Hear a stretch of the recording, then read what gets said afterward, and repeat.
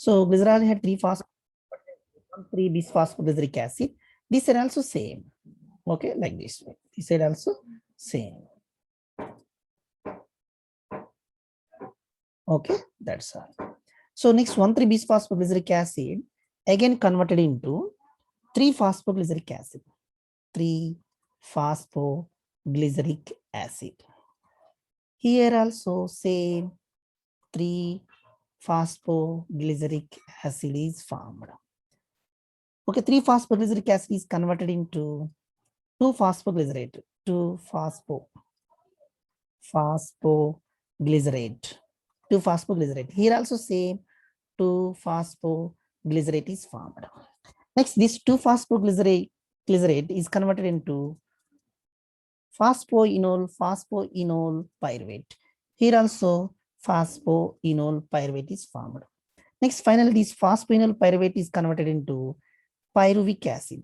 Pyruvic acid. Here also converted into pyruvic acid. Okay, so total 2 pyruvic acids are formed with 3 carbon atom. So from this side, 1 pyruvic acid, from this side 1 pyruvic acid. So totally 2 pyruvic acids are formed with 3 carbon atom. Here glyceraldehyde 3-phosphate is converted into 1,3-bisphosphoglycerate. 1,3-bisphosphoglyceric acid. Here NAD ion is converted into NADH. NADH. Okay, that's the next. Here ADP is added with inorganic phosphate, then it becomes ATP. ATP. Okay, so like this we should also same ATP. Next, 2-phosphoglycerate. Here in between these two, water molecule is released.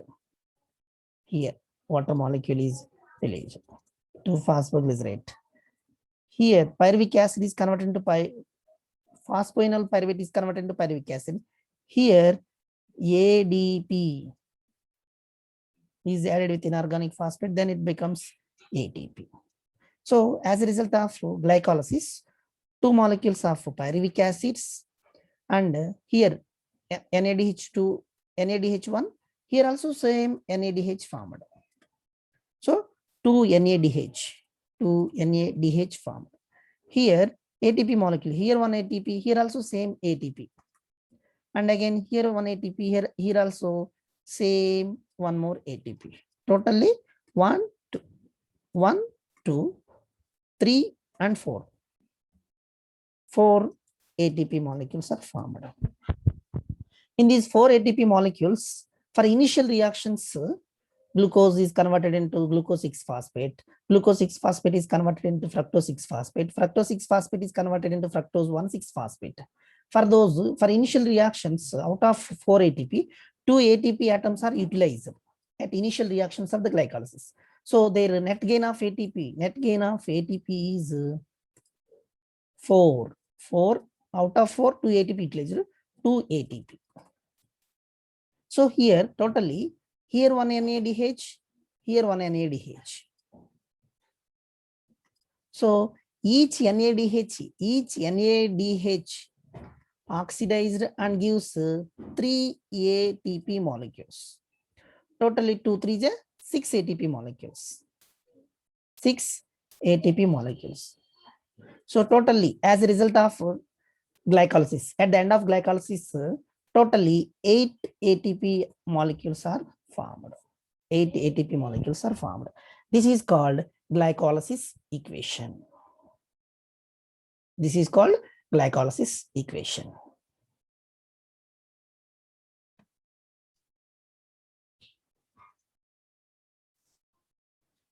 See, up to now, whatever I said, that only here will be there. See, splitting, energy harvesting. In a series of reactions, each of the 2, 3 carbon sugar phosphate is converted into pyruvate.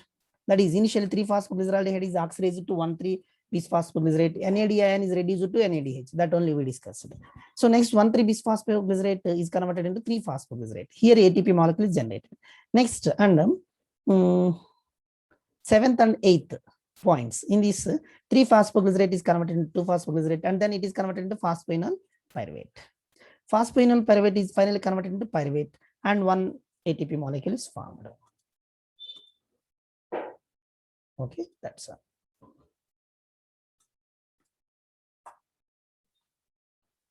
Formation of ATP molecules. See, already I said the ATP molecules in glycolysis are formed by the following two ways: by direct transfer of phosphate to ADP molecule. See, at initial reactions, okay, ATP is utilized by the glucose 6-phosphate, then it becomes ADP molecules. By oxidation of NADH, NADH produced goes through the electron transport chain, and from each NADH molecule, 3 ATP molecules are formed.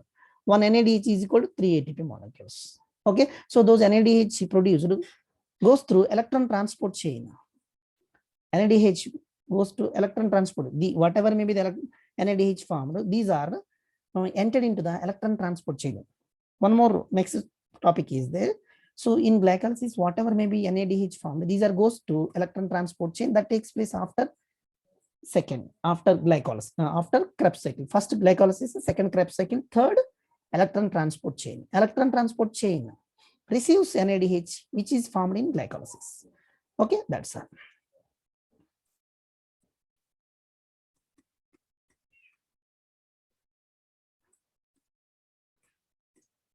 Next, net gain during glycolysis. The overall equation of glycolysis can be written as like that. So glucose it is. Glucose is converted into pyruvic acid, 2C3H4O3. So 2 NADH formed, 2 ATP formed. So though 4 ATP are produced, but 2 ATP are spent during phosphorylation of glycolysis, initial reactions. Hence, there is net gain of ATP molecules 2. There is net gain of total 2 ATP molecules 3. One NADH oxidized and gives 3 ATP molecules. In such a way, totally how many NADH formed? 2 NADH. 2, 3 is 6. Totally 8 ATP molecules are formed at the end of the glycolysis.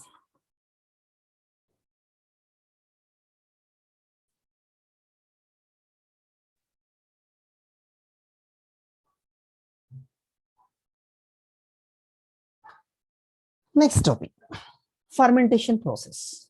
So fermentation definition here. In fermentation, incomplete oxidation of glucose. Glucose is incompletely oxidized. Glucose is achieved under absence of oxygen by sets of reactions where pyruvic acid is converted into carbon dioxide and ethanol. It is called fermentation. Okay, so in fermentation, what happened? Incomplete glucose is incompletely oxidized in the absence of oxygen. Then forms pyruvic acid. This pyruvic acid is converted into carbon dioxide and ethanol. So this pyruvic acid is converted into carbon dioxide ethanol. So that pathway, the different metabolic pathways are pyruvic acid is converted into carbon dioxide and ethanol with the help of two pathways. Here one lactic acid fermentation and one more is ethanol fermentation. Through this it goes. Lactic acid fermentation and alcoholic fermentation. Through these pyruvic acid is converted into carbon dioxide and water. See here, lactic acid. It takes place in some animals like skeletal muscles in our body, skeletal muscle cells, when oxygen is not available. And also it takes place in some parasites. Those parasites respire. Those parasites also respire anaerobically. So see, the pyruvic acid accepts hydrogen atoms from NADH. This pyruvic acid accepts hydrogen atoms from NADH and then reoxidize it to NAD ion. Actually, NAD ion forms NADH, but in this one, what pyruvic acid accepts hydrogen atoms, and then this NADH, this pyruvic acid accepts H, then NADH is reoxidized to NAD ion. So pyruvic acid is converted to lactic acid by an enzyme. Here enzyme, what is enzyme? Lactate dehydrogenase. As a result of that, pyruvic acid is converted to lactic acid in presence of lactate dehydrogenase and produces 2 ATP molecules. This is called lactic acid fermentation.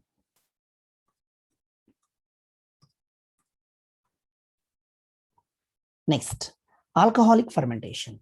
So it takes place in yeast. Alcoholic fermentation takes place in yeast and some bacteria and plants.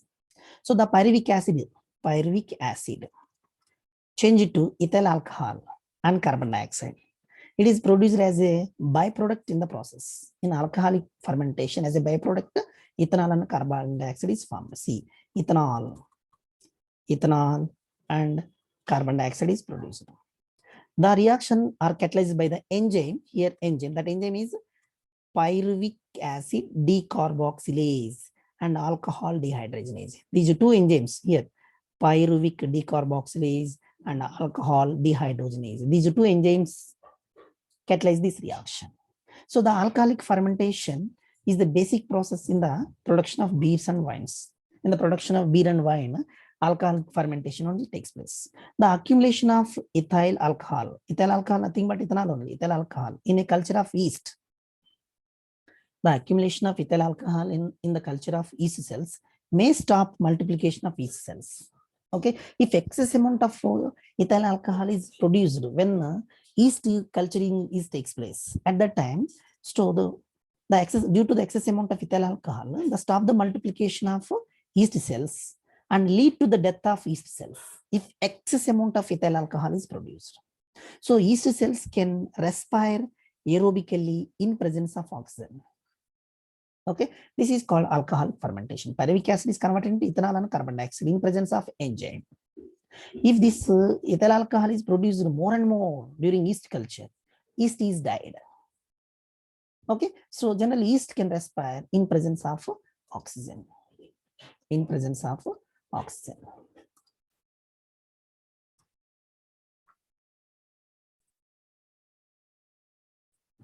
Okay, ma? That's all.